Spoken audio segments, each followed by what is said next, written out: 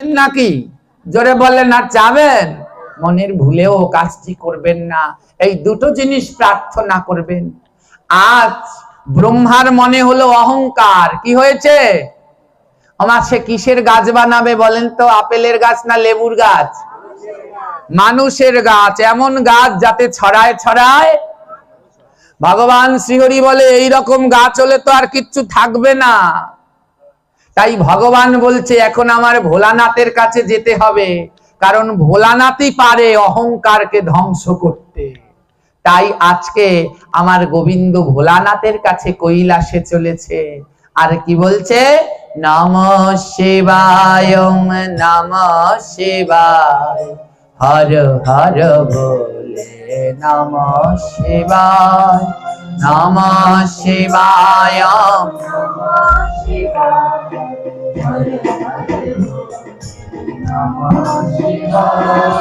নমঃ শিবায় নমঃ শিবায়, হর হর বলে নমঃ শিবায়, নমঃ শিবায় নমঃ শিবায়, হর হর শিব ডমরু বাজায়, ডমরু বাজায়, হর হর বলে ডমরু বাজায়, ডমরু বাজায়,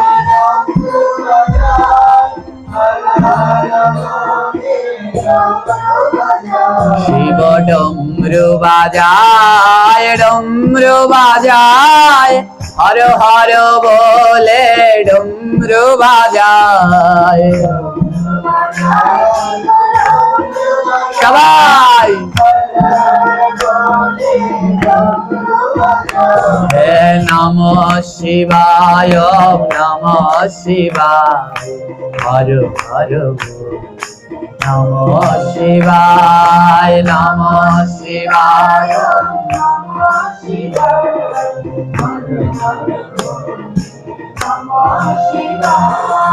গঙ্গাধরায় শিব গঙ্গাধরায়, হর হর বলে গঙ্গাধরায়। হরিব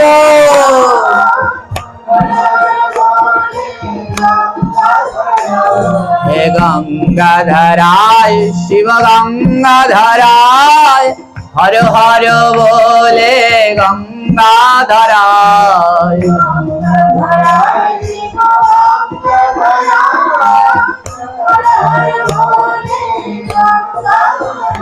হে নমঃ শিবায় নমঃ শিবায়, হর হর নমঃ শিবায়, নমঃ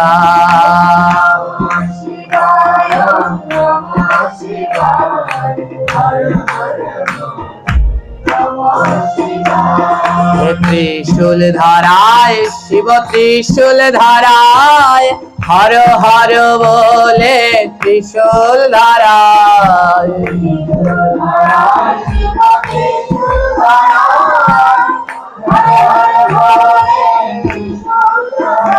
হে ত্রিশূল ধরায় শিব ত্রিশূল ধরায়, হর হর বলে ত্রিশূল ধরায়।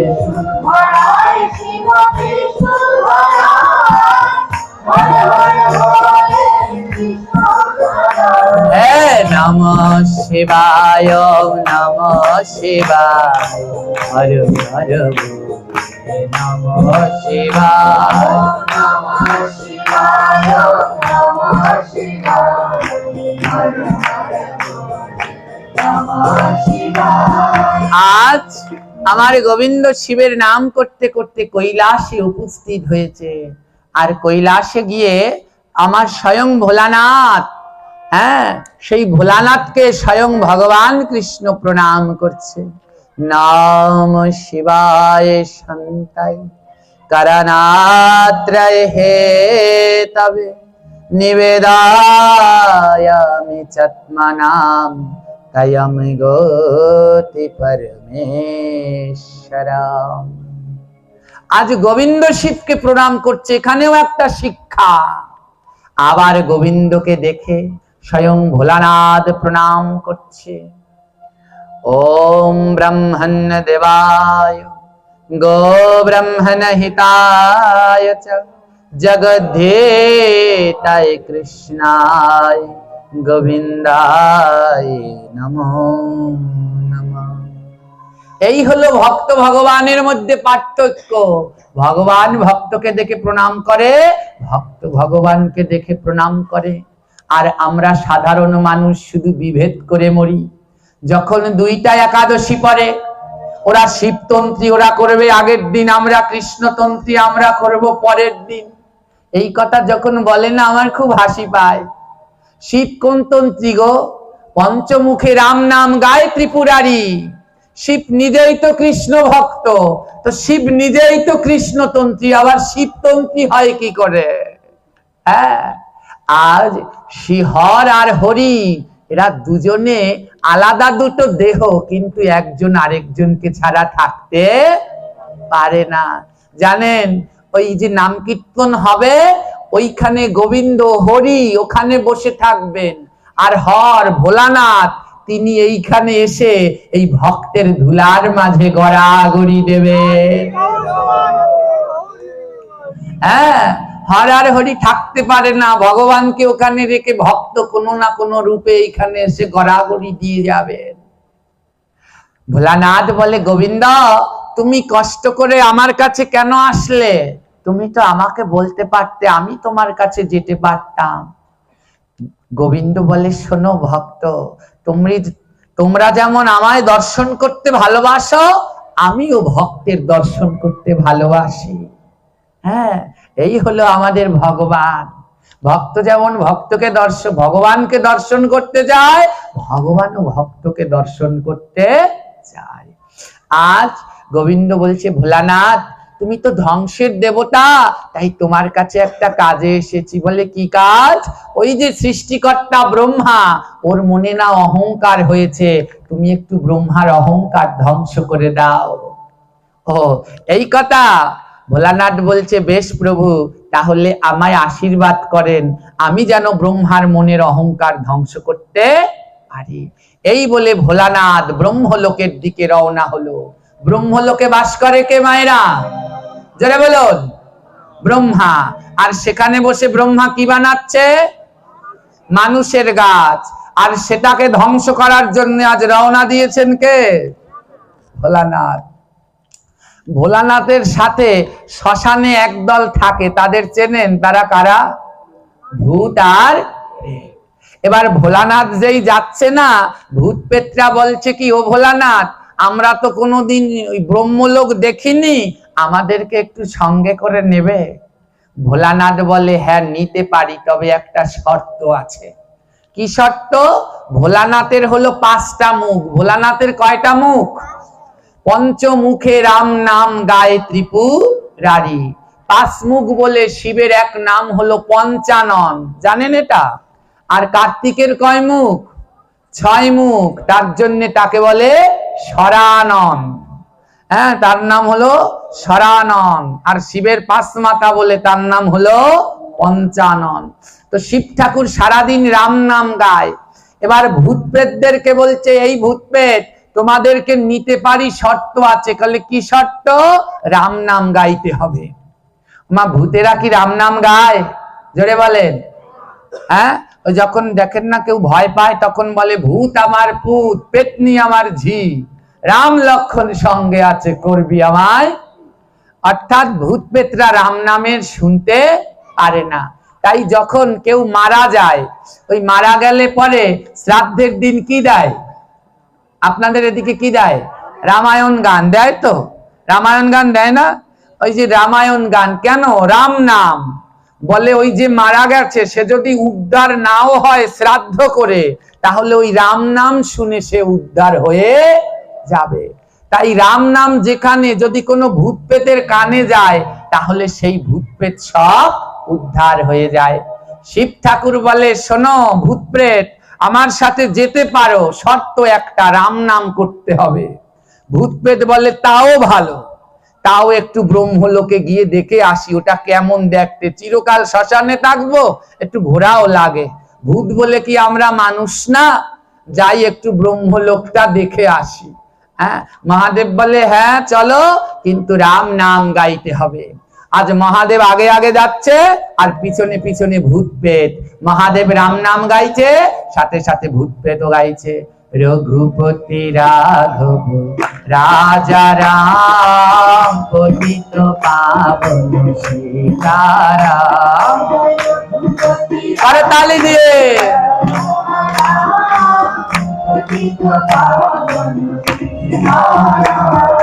राम राम राम बल जय राजा राम। हे रघुपति राघव राजा राम, पतित पावन सीताराम। रघुपति राघव राजा राम, पतित पावन রাম নাম করলে সমস্ত পাপ দূর হয়, দেহের ভিতরে কোনো পাপ থাকে না। তাই কেউ মুখ বন্ধ রাখবেন না, সবাই করবেন। হ্যাঁ, ভাগবতে একটা লাইন আছে, যৎ শ্রবণম তৎ কীর্তনম নচেৎ কিঞ্চিৎ ফলপ্রদম। যৎ শ্রবণম যেমন শুনবে, তৎ কীর্তনম তেমন মুখে গাইবে, নচেৎ কিঞ্চিৎ ফলপ্রদম নইলে এতটুকু ফল হবে না। যেমন কান দিয়ে শুনতে হবে, তেমন মুখে কীর্তন করতে হবে। যদি স্যার পড়ালো আর আমি না পড়লাম, কোনো কাজ হবে?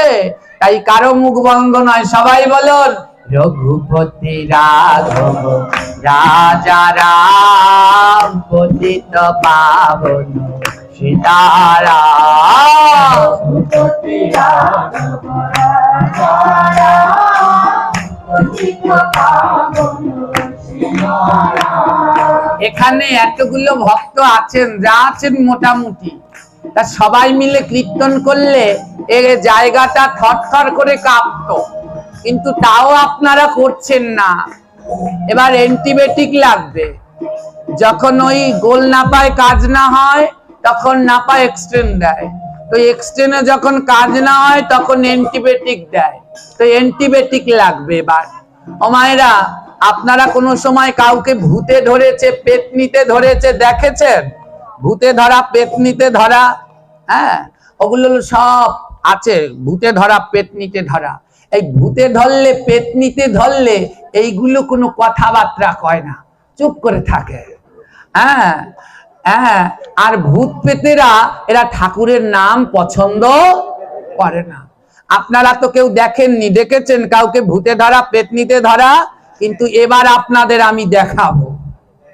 এই আসরে কিছু পেতনি আর কিছু ভূত দেখাবো, কারণ ভূত পেত ঠাকুরের নাম পছন্দ। তাই এই আসরে যেই যেই মায়েরা জোরে জোরে ঠাকুরের নাম না করবেন, তাদের পেতনিতে ধরেছে। আর যেই যেই বাবারা নাম না করবেন, তাদের ভূতে ধরেছে। কারণ ভূত আর পেতনিরাই মুখে ভগবানের নাম নেয় না। হ্যাঁ, শোনেন, আমরা যারা পাঠ করি এদেরকে কি বলে বলতে পারেন? জোরে বলুন। এই সবাই বলুন, যতক্ষণ না বলবেন সারা রাত্র বলাবো। বলুন কি বলে? ভুল বলেছেন, আপনারা বলেছেন পাঠক, কিন্তু আমরা যারা পাঠ করি এদেরকে বলে পাঠক। ঠক না, ঠক। ঠক কেন জানেন? পাঠ করতে এসে সবাইকে ঠকিয়ে ঠকিয়ে চলে যাচ্ছি। কিছু লীলা কাহিনী বললাম, কান্দা কাইটা গইরাইয়া গইরাইয়া শেষ। যে পাঠক যত বেশি কান্দাতে পারবে, ও পাঠক সব থেকে ভালো। হ্যাঁ, আর যে পাঠক, ওই যে একটু আগে জর্দার কথা বললাম, এইখানে এক মাতাজি বলছে ও বললেন না, তাহলে আর আপনারে আনবে না।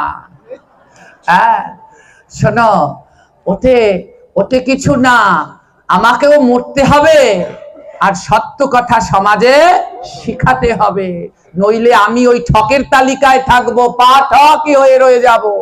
রসগোল্লা মিষ্টি, কিন্তু বেশি খেলে স্বাস্থ্যের জন্য উপকার না ক্ষতি? আর করলা তিতা, বেশি খেলে স্বাস্থ্যের জন্য ভালো না খারাপ?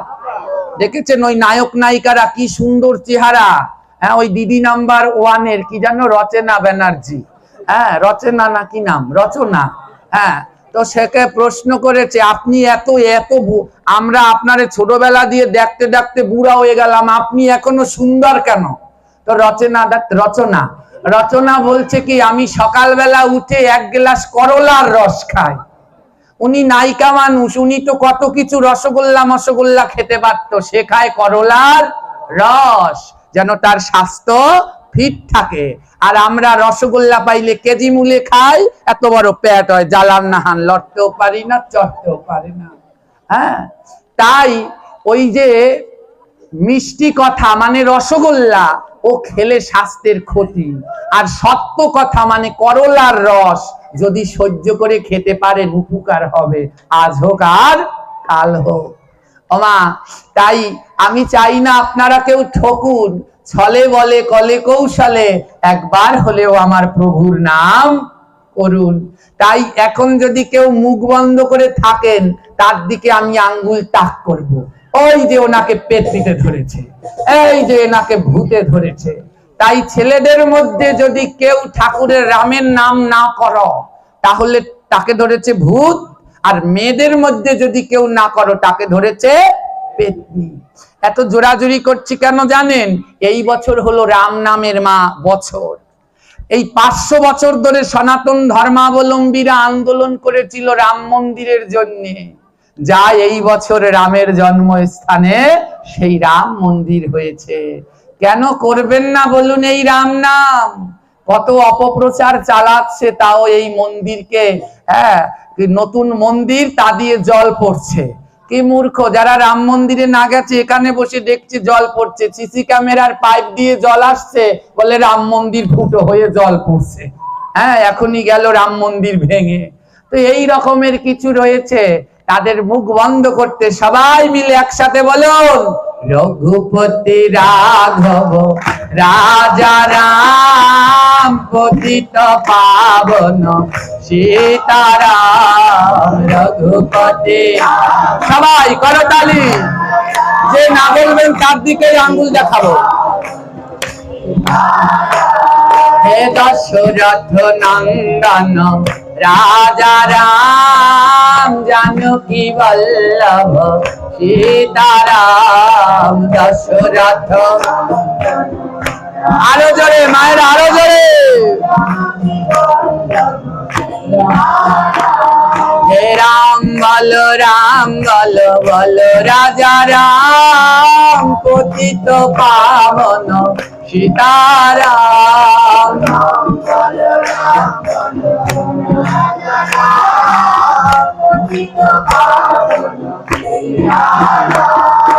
জয় সীতা জয় সীতা জয় সীতারাম, পতিত পাবন জয় সীতারাম।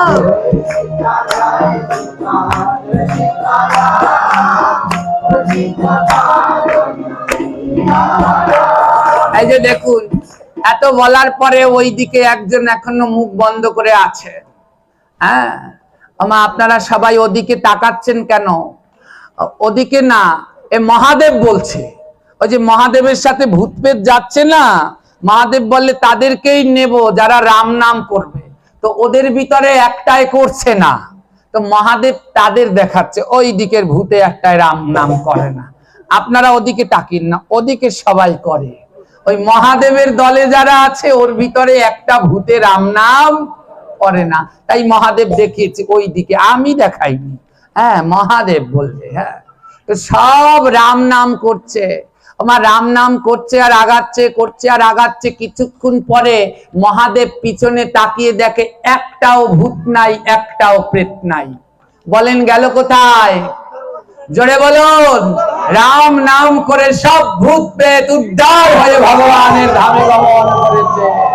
তাই বলো রাম রাম রাম রাম, জয় রাজা রাম।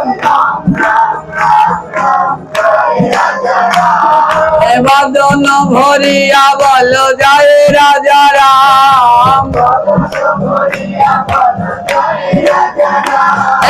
রাম রাম রাম রাম, জয় রাজা রাম। রঘুপতি রাঘব জয় রাজা রাম। রাম রাম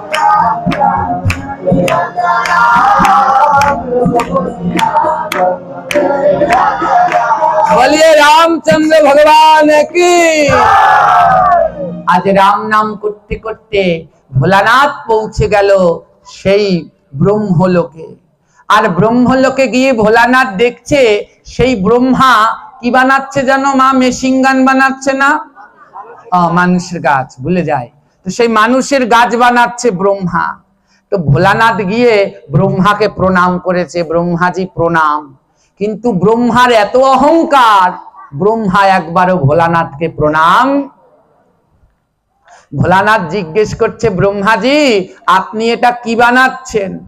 ব্রহ্মা বলে, মানুষ তৈরি করার গাছ। এক মিনিট যেই গেল না, আবার জিজ্ঞেস করে, ও ব্রহ্মাজি এটা কি বানাচ্ছেন? ওমা, ব্রহ্মার মাথা কি ঠান্ডা না গরম? আর গরম যদি থাকে একই কথা বারবার বলে, মাথা কি আরো গরম হয় না ঠান্ডা হয়? তো এক মিনিট আগে বলেছে, আবার জিজ্ঞেস করছে ভোলানাথ এটা কি বানাচ্ছে? ব্রহ্মা একটু চোখ গরম করে তাকিয়ে বলছে, মানুষের গাছ বানাচ্ছি। আবার এক মিনিট যেতে না যেতে আবার জিজ্ঞেস করছে, ও ব্রহ্মাদেব এটা কি বানাচ্ছেন? ব্রহ্মা বলে, কতবার বলবো মানুষের গাছ। আবার এক মিনিট না যেতে আবার বলছে, কি বানাচ্ছেন? ব্রহ্মা রেগে গেছে, মানুষের গাছ। আবার জিজ্ঞেস করছে, কি বানাচ্ছেন? এবার ব্রহ্মা রেগে গিয়ে বলছে, তোমার মাথা বানাচ্ছে। ভোলানাথকে বলছে, তোমার। যেই বলেছে না মাথা বানাচ্ছি, সঙ্গে সঙ্গে মহাদেব বলল, তথাস্তু।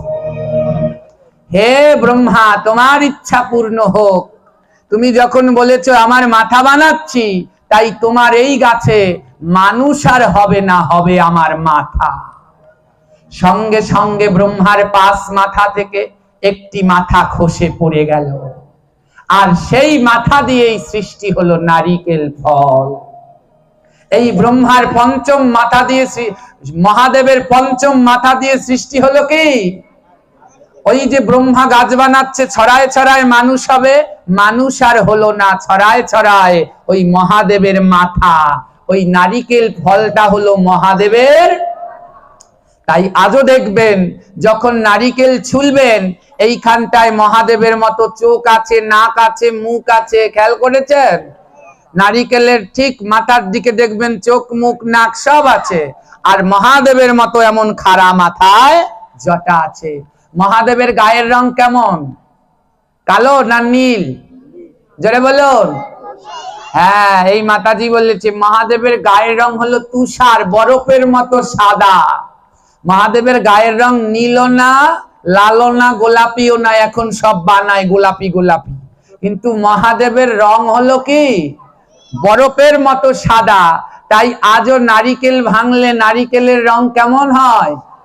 একেবারে সেই বরফের মতো সাদা। তাই কি হলো? মহাদেবের মাথা দিয়া নারিকেল হইল।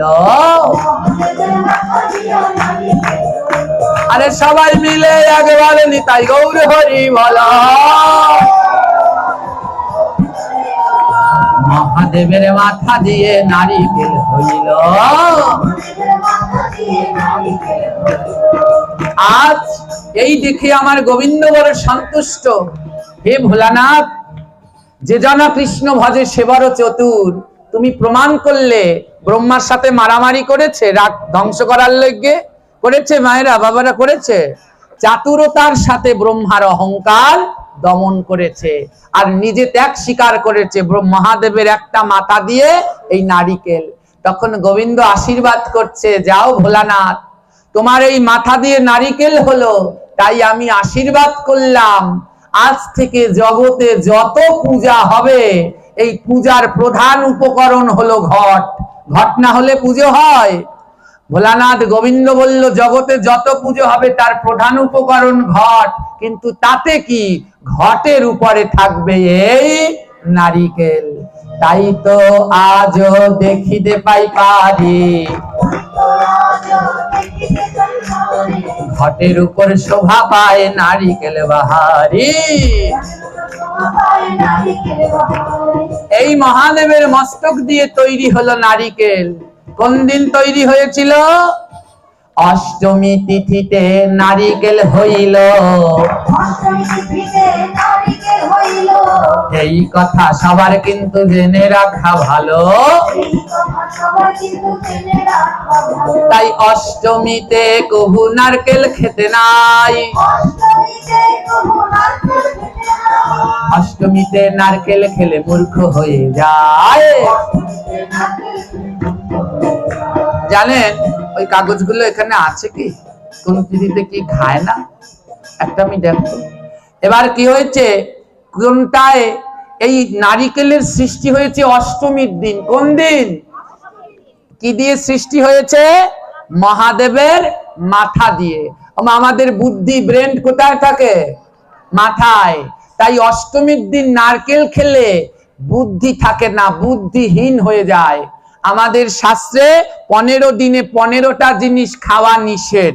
প্রথম প্রতিবাদ, প্রতিবাদের নিষেধ হলো কুমড়া। প্রতিবাদে কুমড়া খেলে অর্থহানি হয়, 1000 টাকা রোজগার করলেও হাতে টাকা পয়সা।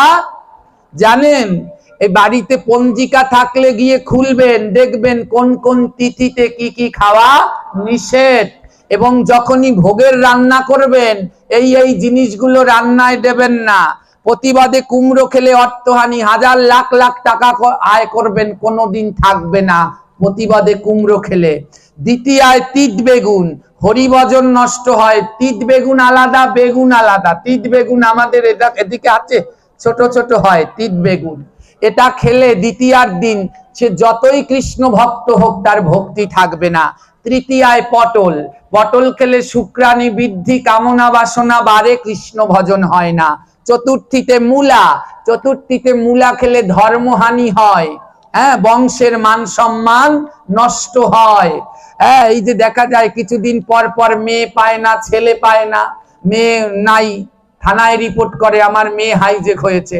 1-1.5 মাস পরে বের হয় হাইজেক টাইজেক হয় নাই, পাশের বাড়ির কালু অথবা লালুর সাথে গেছে গিয়ে। এই ধর্মহানি এর জন্য একটা কারণ এই চতুর্থীতে মূলা ভক্ষণ। পঞ্চমীতে খাওয়া নিষেধ বেল, পঞ্চমীতে বেল খেলে কলঙ্ক হয়। পঞ্চমীতে বেল খেয়েছিল স্বয়ং রাধারানী, তাই আজও তার নামের পিছনে কলঙ্কিনী। ষষ্ঠীতে তিতা, ষষ্ঠীতে তিতা খেলে পরের জন্মে পাখি হয়, পক্ষীকুলে জন্ম হয়। সপ্তমীতে তাল খেলে শরীরের বিনাশ হয়, শরীর ভালো থাকে না। অষ্টমীতে নারিকেল খেলে মূর্খ হয়। এই নারিকেলের সৃষ্টি হলো অষ্টমীর দিন, তাই এই শিবের মাথা দিয়ে, তাই অষ্টমীর দিন নারিকেল খেলে মূর্খ হয়। নবমীর দিন লাউ, মায়েরা একটু মন দিয়ে শুনবেন। দুঃখ লাগে কি জানেন, বিভিন্ন বৈষ্ণব সেবায় গিয়েও দেখি এই একই কাণ্ড। নবমীর দিন লাউ দিয়েছে ভগবানের ভোগে, নবমীর দিন লাউ খেলে গোমাংস খাওয়া হয়। নবমীর দিন লাউ খেলে গোমাংস খাওয়া হয়। দশমীর দিন কলমি শাক খেলে গোহত্যা করা হয়। কলমি শাক এমনি গোবিন্দ সেবায় লাগে না, যারা খায় তাদের জন্য দশমীর দিন খাবেন না। একাদশীর দিন সিম ভক্ষণ করলে আজীবন নরকে থাকতে হয়। দ্বাদশীর দিন পুঁই শাক খেলে ব্রহ্ম হত্যার পাপ। ত্রয়োদশীর দিন বেগুন। যে মায়েরা সন্তান আছে একটু মন দিয়ে শুনবেন মায়েরা, এই যে আমি একটা কথা বারবার বলি, বিধি যে মানে না ব্যাধি তাকে। এই ত্রয়োদশীর দিন বেগুন খেতে নেই, ত্রয়োদশীর দিন বেগুন খেলে সন্তানের মরা মুখ দেখতে হয়, কিন্তু কেউ মানছে না। তাই খাবার আগে আমাদের ধর্ম এত সুনিপুণ, খাবারের নিয়মগুলো শাস্ত্রে দিয়ে দিয়েছে কোন দিন কি খাবার খেতে নেই। তাই ত্রয়োদশীর দিন বেগুন খেলে সন্তান হানি, পুত্র হানি হয়। মায়েরা এই জিনিসটা মনে রাখবেন, একাদশীর দিন ধরে গুনবেন, না হলে এইরকম তালিকা নিয়ে রান্নাঘরে রেখে দিবেন। আর যেদিনকে ওই কুটনো কাটবেন, আনাজ বানাবেন, তখন এগুলো দেখে করবেন যেন এই পাপ না করেন। আর চতুর্থীতে মাসকালাই খেতে নেই, তাহলে চিররোগ হয়। অমাবস্যা পূর্ণিমায় মাছ মাংস খেতে নেই। মাছ মাংস তো এমনিতেই নেই, কিন্তু যারা খাচ্ছে তারা অন্তত অমাবস্যা পূর্ণিমার দিন খেয়েও খান। আপনারা ভাদ্র মাসের অমাবস্যা পালন করেন, ওদিনকে কি খায়? রুটি খায় না। শাস্ত্রে বলছে অমাবস্যার দিন মাছ মাংস খাওয়া নিষেধ। আমি অনেক জায়গায় দেখেছি ওই ভাদ্র মাসের অমাবস্যার দিন সব বাড়ি খালি খাসির প্যাকেট, খাসির প্যাকেট, খাসির মাংস দিয়ে রুটি খায়। হ্যাঁ, তো কি পালন করছে? কোন ভাদ্র মাসের অমাবস্যা পালন করছে। এছাড়াও শ্রাবণ মাসে শাক খেতে নেই, ভাদ্রে দধি, আশ্বিনে দুধ, কার্তিকে আমিষ। আর আর কি খেতে নেই? দুধের সাথে লবণ খেলে গোমাংস খাওয়া হয়। রাত্রবেলায় টক তিতা শাক খেলে দারিদ্রতা হয়। বলছেন এগুলো কি কোনো আমাদের সব ধর্ম প্রত্যেকটা পরতে পরতে বিজ্ঞান। এই যে বলেছে রাত্রবেলায় টক তিতা শাক খেলে দারিদ্র হয়, ধর্ম বলছে দারিদ্র হয়। আর ডাক্তারদের কাছে শুনে দেখবেন রাত্রবেলায় টক তিতা শাক খেলে হজমে সমস্যা হয়। হ্যাঁ, তাই এগুলো রাত্রবেলায় খেতে নেই। হ্যাঁ, তো এইরকম আমাদের ধর্ম মেনে কিছুটা মানবেন। এই ত্রয়োদশীর দিন মনের ভুলেও মাগো বেগুন খেয়ে সন্তানের আয়ু কমাবেন না। অষ্টমীর দিন বাচ্চাদেরকে নারিকেল এই যে পাঠ শোনে বলে বাবা শুনি তো, কিন্তু বাড়ি গিয়ে মনে থাকে না। তার অন্যতম কারণ অষ্টমীতে নারিকেল ভক্ষণ করবেন না, অপরাধ হয়। হ্যাঁ, তো এইগুলো দেখবেন। তো নারিকেলের সৃষ্টি হলো কোন দিন? জোরে বলো, কি দিয়ে সৃষ্টি হয়েছে? মহাদেবের মাথা দিয়ে। তাই গোবিন্দ আশীর্বাদ করলেন আজ থেকে সমস্ত ঘটের উপরেই থাকবে এই মহাদেবের মাথা, নারিকেল। হ্যাঁ, তুমি আগে কৃপা লাভ করবে। এবার মা কালী এসে মহাদেবকে বলছে, হে মহাদেব, আমি চিরকাল আপনার সাথে থাকি, আজ আপনি নারিকেল হলেন, আমি আপনাকে ছাড়া কি করে থাকি? হ্যাঁ, আপনাকে ছাড়া কি করে থাকি? মা কালী মহাদেবের কোথায় দাঁড়িয়ে আছে? বুকের উপরে। হ্যাঁ, বুকের উপরে মা কালী দাঁড়িয়ে আছে না, মহাদেবের বুকের উপরে। মহাদেবের সাথে দুইজন দেবী থাকে। কয়জন দেবী? কি কে? মহাদেবের সাথে দুইজন দেবী থাকে, নাম বলুন কে কে? মহাদেবের ছবি তো নেত্য দেখেন, বলতে পারছেন না কেন? দুইজন দেবীকে, একটা হলো মা গঙ্গা আর একটা হলো কালী। কালী দাঁড়িয়ে আছে বুকের উপরে আর গঙ্গা রয়েছে এখানে। মহাদেব শিক্ষা দিচ্ছে নারীদের কেমন করে সম্মান দিতে হয়। এক নারীকে রেখেছে বুকের উপরে, আরেক নারীকে রেখেছে মাথার উপরে।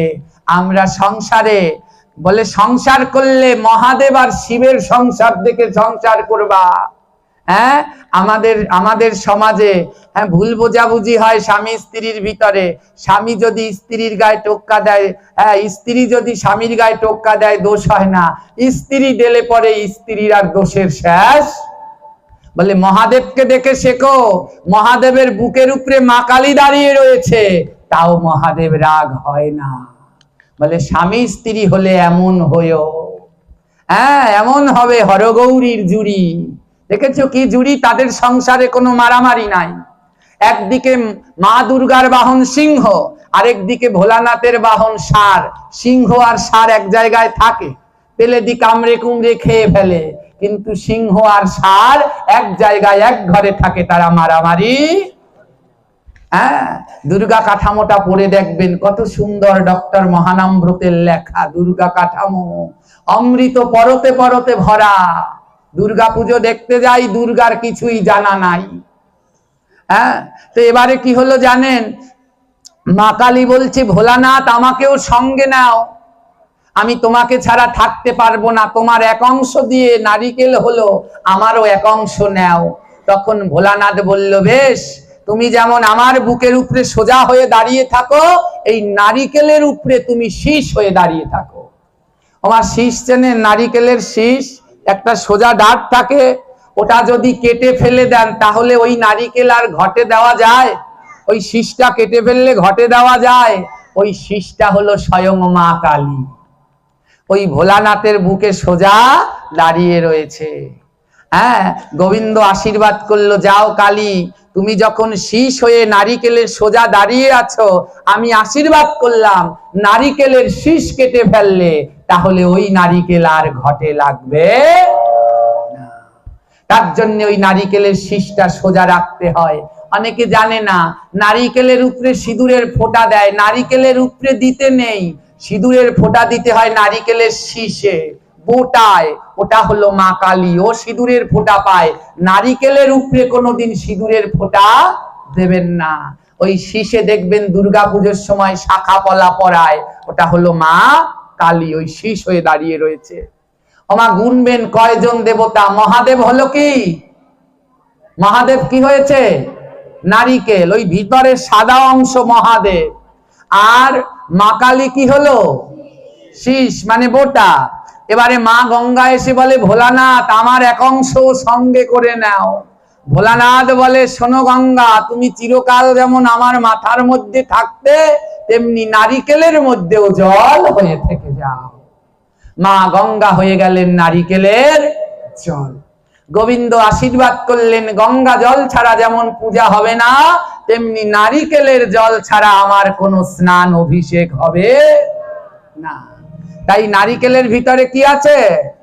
আর নারিকেলের জল ছাড়া ভগবানের কোনো সেবা হয়? যখন ভোগ দেবেন তখনও একটু নারিকেলের জল দিতে হয়। ভগবানকে স্নান করায় তখনও নারিকেলের জল দিয়ে স্নান করাতে হয়। গোবিন্দ আশীর্বাদ করলেন এই নারিকেলের ভিতরে সব থেকে সুস্বাদু হবে জল। আমার নারিকেলের ভিতরে সব থেকে সুস্বাদু কি? অনেকে কিন্তু নারিকেল পছন্দ করে না, কিন্তু জল সবাই পছন্দ করে। আর নারিকেলের জল খেলে অনেক রোগ থেকেও মুক্তি পাওয়া যায়। বিভিন্ন জন্ডিস কি বলে, কাওলা টাওলা, এগুলো হলে নারিকেলের জল খায়। তো এই নারিকেলের জলকে জোরে বলুন, মুখস্থ করে যাবে না, এইটা বাসায় গিয়ে যেন বলতে পারেন। নারিকেলকে নারিকেল মহাদেব, আর শীষকে আর জলকে। এবার আসলো যমরাজ। কে এসেছে? যমরাজ এসে বলে ভোলানাথ আমাকেও সঙ্গে করে নাও। ভোলানাথ বলছে যাও। যমরাজের গায়ের রং কেমন, সাদা না কালো? কালো। হ্যাঁ, তো যমরাজকে ভোলানাথ বলছে হে যমরাজ যাও, তুমিও আমাদের সঙ্গে থাকতে চাও, তাহলে যাও, তোমার এক অংশ দিয়ে হবে নারিকেলের আইচা। তাই নারিকেলের আইচা ওই যমের গায়ের মতোই কালো। গোবিন্দ আশীর্বাদ করলো যাও যম, তোমার এক অংশ দিয়ে যখন নারিকেলের আইচা হলো, এই নারিকেলের আইচাও ফেলানো যাবে না। আমি কলিযুগে যখন চৈতন্য মহাপ্রভু হব, এই নারিকেলের আইচা দিয়ে আমি করঙ্গ বানাবো, আর সেই করঙ্গ নিয়ে আমি ভক্তের দ্বারে দ্বারে ভিক্ষা করব। আপনারা ওই যে আগের দিনে বৈষ্ণব আসতো দেখেছেন? করঙ্গ নিয়ে বাড়িতে ভিক্ষা করতে দেখেছেন কেউ? ও করঙ্গটা কি দিয়ে বানায়? নারিকেলের আইচা দিয়ে। এ হলো জমের মাথা। এই গেল কয়জন দেবতা? হ্যাঁ, 4 জন। এবার আসলো পবন দেব। দেবতাদের ভিতরে সব থেকে শক্তিশালী দেবতাকে পবন। সবাইকে আটকাতে পারবেন, ও বন্যাকে কেউ আটকাতে পারবেন না। তো পবন দেব তিনি হলো সব থেকে শক্তিশালী। আর এই পবন দেবের একটা ছেলে আছে, সে হলো আরো শক্তিশালী। নাম জানেন? হ্যাঁ, পবন পুত্র বীর হনুমান, সে হলো আরো শক্তিশালী। এবার পবন দেব এসে বলছে হে ভোলানাথ আমাকেও সঙ্গে করে নিন। ভোলানাথ বলল যাও পবন দেব, তুমি নারিকেলের ছোগা হয়ে যাও। পবন দেব হয়ে গেল কি? নারিকেলের ছোগা। শক্তিশালী দেবতা, সে হয়ে গেল নারিকেলের ছোগা, খোসা হয়ে গেল। গোবিন্দ বলল যাও, তোমার এক অংশ দিয়ে তৈরি হলো নারিকেলের খোসা। তাই আমি আশীর্বাদ করছি, যখন কলিযুগে আমার রথযাত্রা হবে, রথ টেনে নিতে অনেক শক্তি লাগবে, তাই নারিকেলের খোসা দিয়ে তৈরি হবে রথের দড়ি। আর আমার সব ভক্তরা সন্ধ্যাবেলায় এই নারিকেলের ছোবরা জ্বালিয়ে আমার আরতি করবে। যতদূর পর্যন্ত পবন মানে বাতাস, বাতাসে বাতাসে নারিকেলের ছোবরার ধুয়ো যাবে, গোবিন্দ বলছে ততদিন পর্যন্ত আমি দাদা সঙ্গে সেখানে নিতাই গৌর বলে বিরাজ করব। ওমা এই পাঠটা এর জন্যই করলাম, নারিকেলের ছোবরা না জ্বালালে গোবিন্দ সেখানে বিরাজ করে।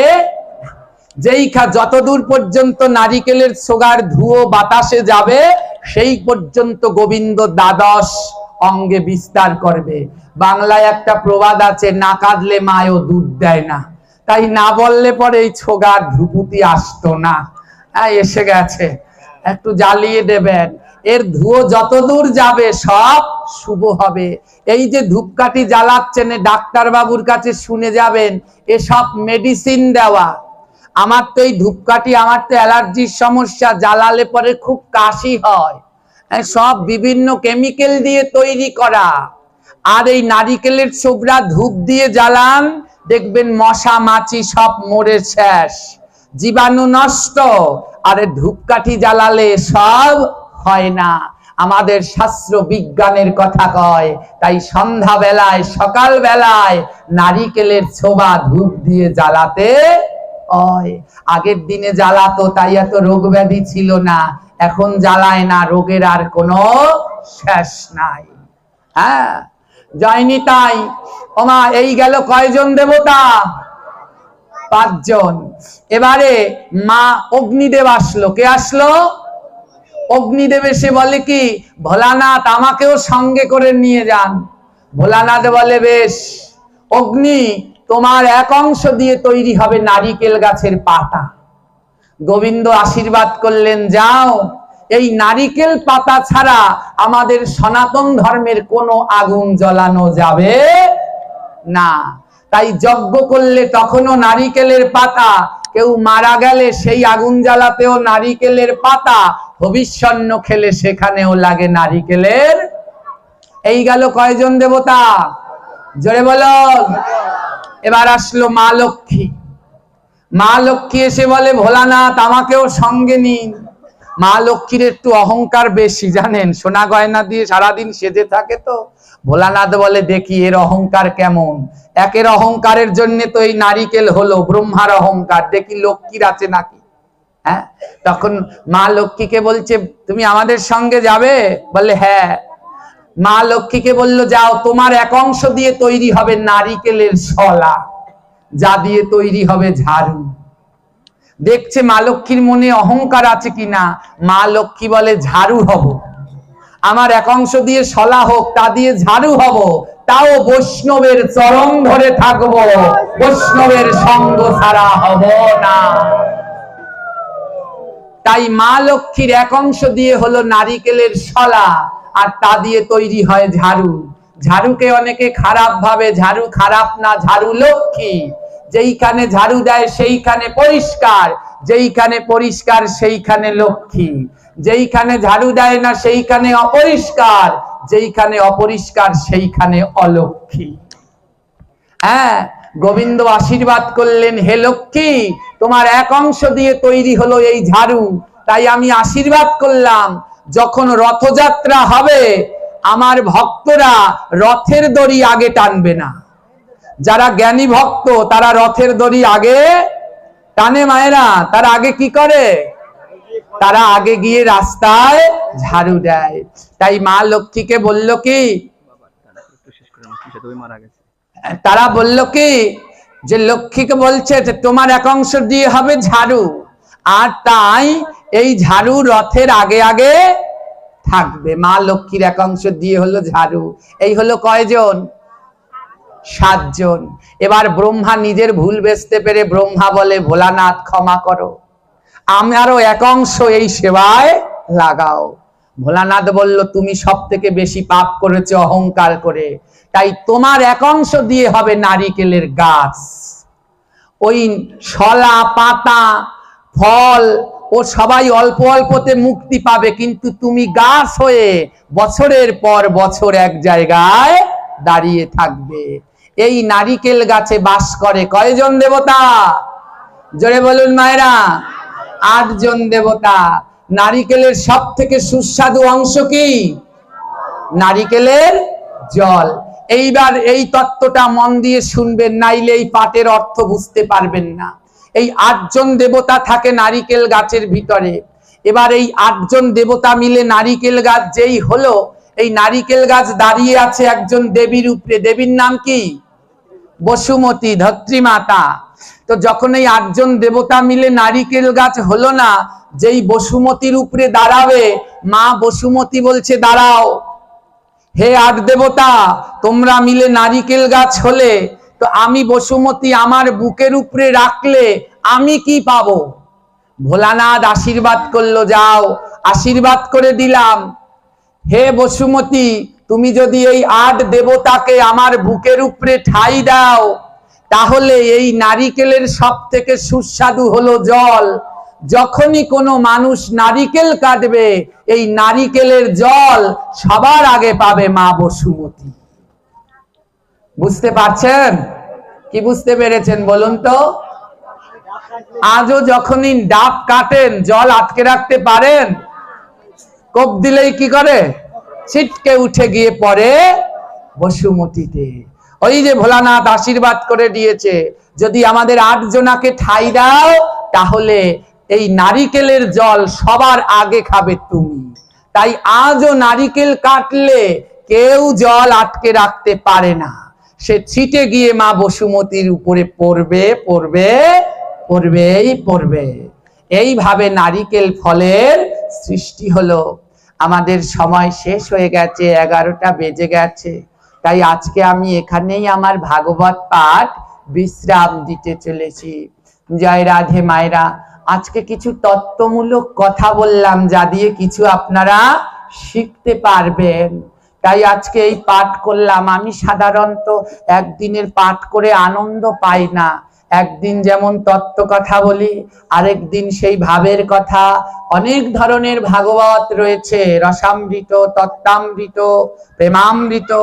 তো আজকে একটু তত্ত্বমূলক বললাম, যেন এর মাধ্যমে কিছু আমরা শিক্ষা পাই।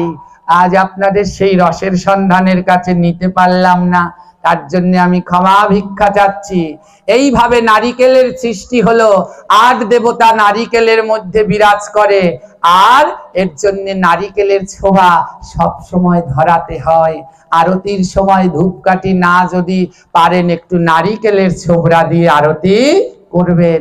আগে দুর্গা পুজোটায় আরতিটা হতো, এখন সেটাও এখন আর হয় না। এখন আরতি দেয় খালি ওই পাজাল নিয়েই, নারিকেলের ছোবড়া আর জ্বালায় না। জয় নিতাই। এবার আমি বিদায় নিচ্ছি। তো এইভাবে নারিকেল ফলের সৃষ্টি হলো। এইভাবে নারিকেলের সৃষ্টি যে হইল, সবার এই তত্ত্ব কথা জেনে রাখা ভালো। এবার এইখানেতে আমি বিদায় জেনে বল, সবার চরণের মাঝে প্রণাম জানাবো। যদি হয় মোর কোনো ভুল ত্রুটি অপরাধ, করজোড়ে ক্ষমা চাই শোনো গো অনাথ। হে অনাথের নাথ তোমরা যত ভক্তগণ, আমি অনাথ ক্ষমা করো দিয়া মন প্রাণ। বলি আমার আর সময় নাই, এবার বিদায় নেব ভাই, আমার আর সময় নাই। ঘড়ির কাঁটা জানিয়ে দিচ্ছে সময় শেষ, তাই এবার বিদায়ের পালা। তাই যদি থাকে লেখা আবার হবে দেখা, হে যদি থাকে লেখা আবার হবে দেখা। এইখানেতে বলে যাই সবাই টাটা বাই বাই। যদি থাকে লেখা আবার হবে দেখা,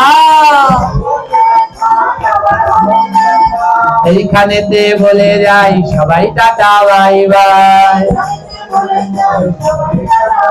এবার নিতাই গৌর হরি বলো, প্রেমানন্দে বাহু তোলো। একবার জয়ধ্বনি উলুধ্বনি সবাই মিলে মারা।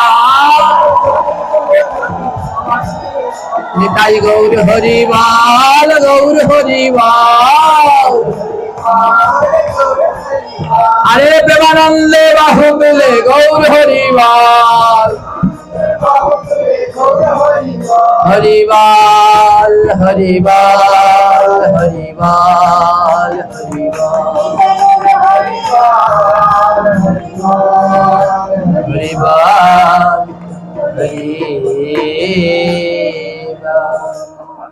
সবাই ভালো থাকুন, সুস্থ থাকুন, ভগবানের নামের সঙ্গে থাকুন।